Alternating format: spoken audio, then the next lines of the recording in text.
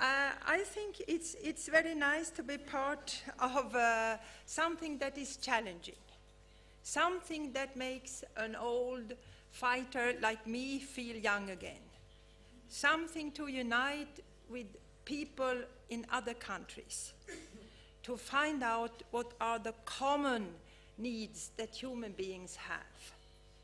Because very often we talk as if we were altruistic. It's for the goods of others. We are so good. We are doing everything to create a society that's good for us. But I think it is also egoistic. So I want to be part of that world.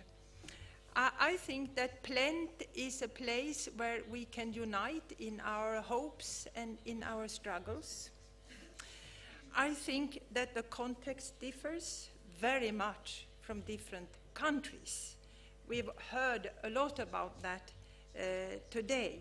And I also think that we are trained in knowing differences, but we are not trained in understanding sameness. I think that we are trained in dealing with women and men as different species, very different, when in fact I think women and men are more alike each other than women are alike anything else. Yeah. Yeah, it's like we are more the same than me and pigs, for instance. So I think we should train to see sameness. Yes, I think that is very important. Because one of the things that we very often, we, the fighters, we are often said, well, you don't want to have women and men? So men are becoming women now, and women are becoming men? You know, I get that question fairly often. Not as much today as for, say, 10 or 15 years ago. So I think there has been a development. But very often they say, oh, you want men to be home with children, so you don't want them to be men. Or when I say, I'm fighting for the right for women to be in power positions in society, then one man, he said, oh, I do hope that these women who are entering these positions, I do hope they will continue to be women, he said. And then I asked him, yaha, and what are you going to do about that? How can they possibly become anything else by women by entering a position? But that is because it goes back to biology. And biology is the difference. It's a natural difference used to legitimize differences in rights, in opportunities, in power.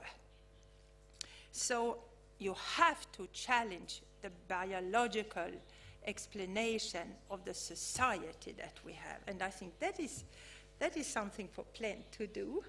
I hope so. For me, PLENT is, because this was about total equality.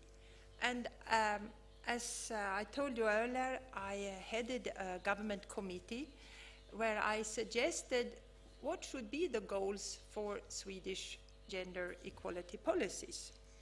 And the goals, they are not exactly as I wanted. And perhaps that's good. You shouldn't get everything you want. But the overall goal for Swedish gender equality policies is that women and men shall have the same power to shape society and their own lives. So it's not only we should have the same opportunities, blah, blah, blah, but the same power to shape society and their own lives. And then we have 4 semi-goals.